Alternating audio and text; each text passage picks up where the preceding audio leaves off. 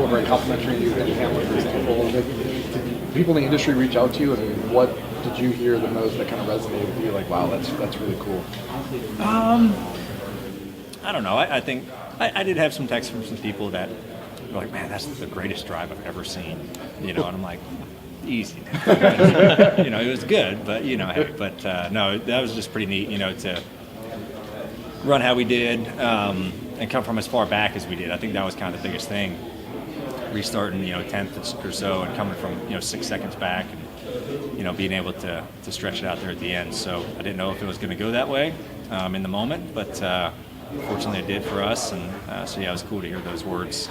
You weren't dirty. You were physical. I think that's short track racing, right? That was okay. But I've never seen that from you before, if that makes sense. A little bit with Chase there. Not dirty, but just aggressive. Is that fair to say? Like you were kind of at a level of aggressiveness we haven't. Yeah, it just. I think I said Sunday night, like I had to lay the bumper to more people than I would like to. I don't normally enjoy doing that, but in the moment, like I couldn't waste any time on people, especially the last 2 runs of the race. I just couldn't waste any time knowing how good our car was, and if we lost track position or something, we needed to get it back, and I just couldn't sit around and ride behind guys for 15 laps. So I tried to do it in a way, if I did have to lay the bumper, of like not just blast somebody out of the way, like you just kind of shove them in there a few miles an hour faster and get them up off the bottom and go.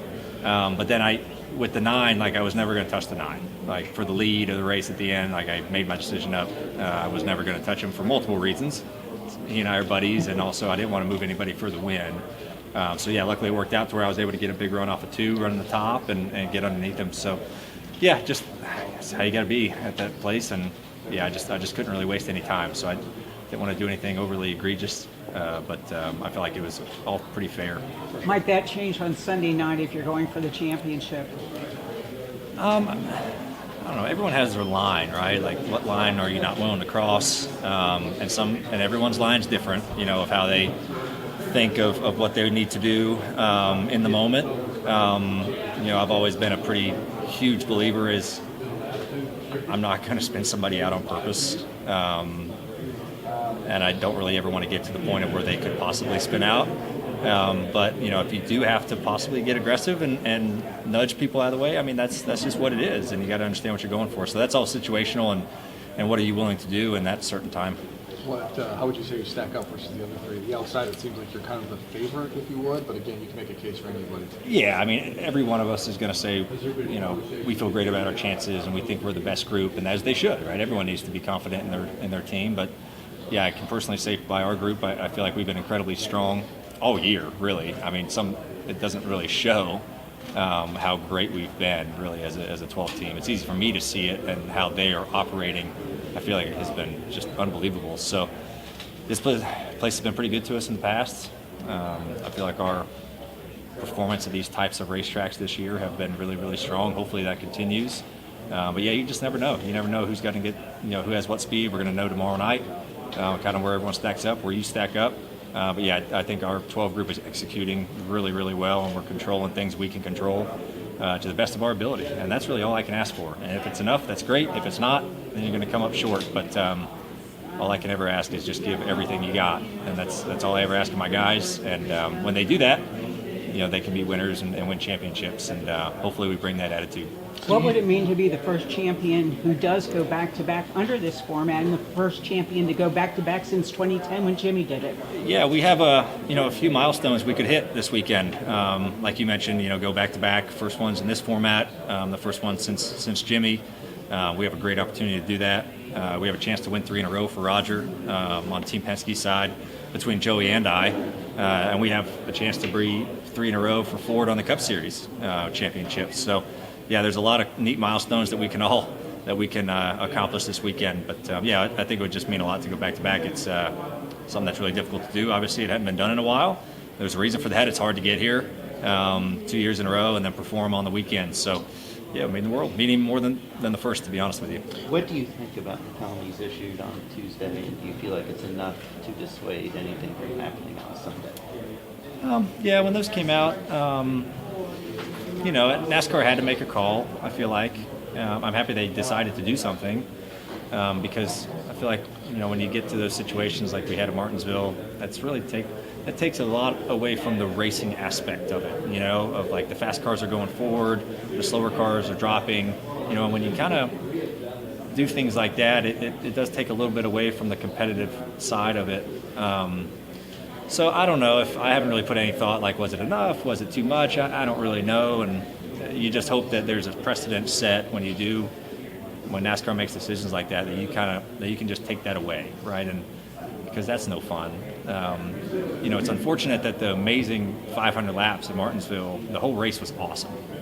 A lot got taken away from the whole race because of what happened at the end with that whole deal that was going on. So it takes away from big storylines and takes away from good storylines and kind of has not so good storylines when that stuff happens. So, yeah, I don't know, good enough or enough or not enough, I don't really know.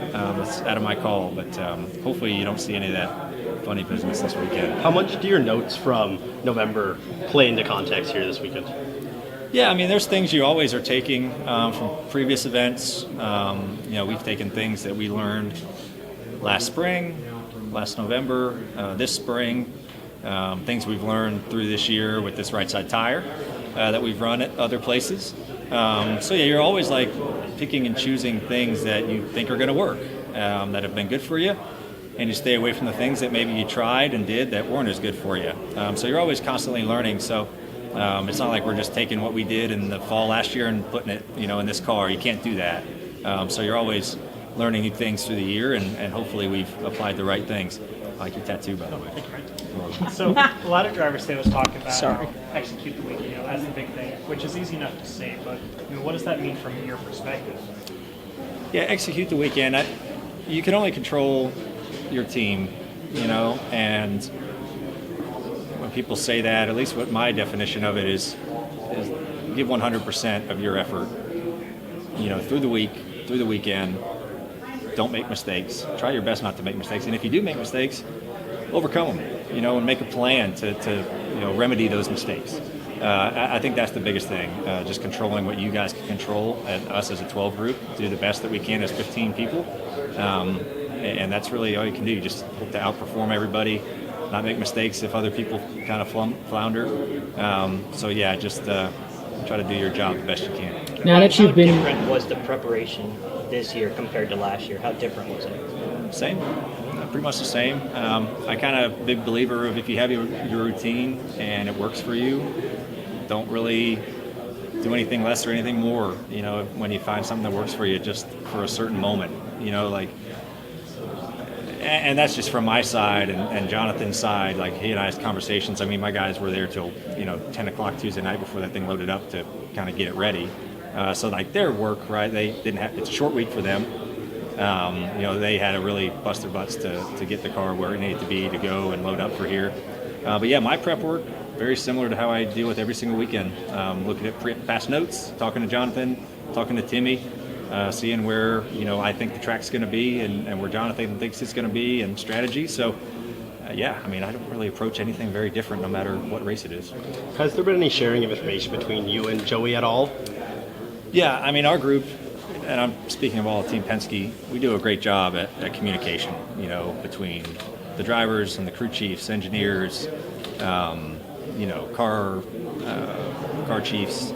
Everybody is a very good at communicating back and forth of what we have. So there's never any secrets that are kept, no matter what it is. There's two of us racing for the championship. There was still an open book, and Jonathan and Paul talked to, hey, this is where I'm going to be. This is where I'm going to be. And, okay, if we agree on some things, great. If not, then, this is their own ideas. So that side, I think, makes us incredibly strong. I feel like we utilize all our teams really good at Team Penske, and that's what makes us successful. So we didn't vary from that at all, just because that's the way we do it. At Team Penske, that's the way Roger wants it done, and that's the way he's done it for a long time to get to where he is. So, you don't want to stray from that path just because you're racing against each other on a championship. You race together every week, against each other every week. So you have to use your strengths, and that's one of our strengths is communication. You talked about being coming able... off 2 sports car championships, one last weekend. Now he's got a shot at a 3rd consecutive Cup title. What kind of pressure does that put on you and Joey? Yeah, we have a chance to win another championship for him. That was great that he, won IMSA and WEC. That was a huge accomplishment for him in Porsche. and I know he's really proud of that. So, yeah, I mean, I talked earlier, we have a chance to bring him 3 in a row on the Cup side. That would be an amazing accomplishment. I've always just talked about, and I've always thought internally to myself, all right, sit around, I'm like, how do you make Roger proud? That's my only goal in my racing life for the last 12 years. It's like, how do I make Roger proud? Because he's given me my life, really, and really bluntly, at the end of the day, it's win races and win championships and bring him things that he hasn't done before. It's a very small list of things that he hasn't done in motorsports, and we have a chance to do it for him. So, it's just great to be in a position to where we can do it, have 2 cars that can do it. The pressure side, I don't think it's any more pressure because they won those championships. There already is pressure because this is a big moment, but pressure is fine. It means you care. When you feel pressure and you're anxious about things, it means you give a crap about what you're doing, and it's how do you respond to that and how do you kind of use it to drive you. So, yeah, it'd be great to add another one. That'd be a heck of an end of the year for RP. You think you've made him proud? I hope so. I hope so. You talk about being able to bring that 3rd championship and what it would mean and what he's done for you in your career, but I want to ask if you've had a conversation with been this week and what that advice has been like to you. Yeah, I mean, he's meant the world to my career and my life. I mean, honestly, I wouldn't be here without him, as well as other people that were hugely important in getting me where I am today. But, I mean, he was the one who wanted to give me a chance in 2012. He and Brad, were a huge part of wanting me to get over there. So I owe them a lot. But, yeah, Roger stuck with me through thick and thin, and he could have canned me whenever he wanted to, especially early when I wasn't probably performing how I should. And it just means a lot that, when someone sticks with you like that and just wants you to grow and learn, and to have a figure like that. Someone I looked up to as a kid. I knew who Roger Penske was ever since I was born because my dad would always talk about him, and was a huge fan of RP. So he's meant a ton, and mean the world. Just keep bringing him things. You can't buy him anything, so you got to win him championships and races, and that's really all he cares about, which is pretty amazing how dedicated he is to motorsports for how long he's been in it. I mean, he's as dedicated as he's been since day one, and it's really neat when you have an owner like that cares so much about what he loves, and you have that in common. You both love motorsports and racing, and it's great when you can be on the same page. And I talked to him last week. He was in Abu Dhabi last week for WEC. Bahrain. So he was kind of traveling home from that, so I didn't talk to him on the phone, but it was nice texting him back and forth.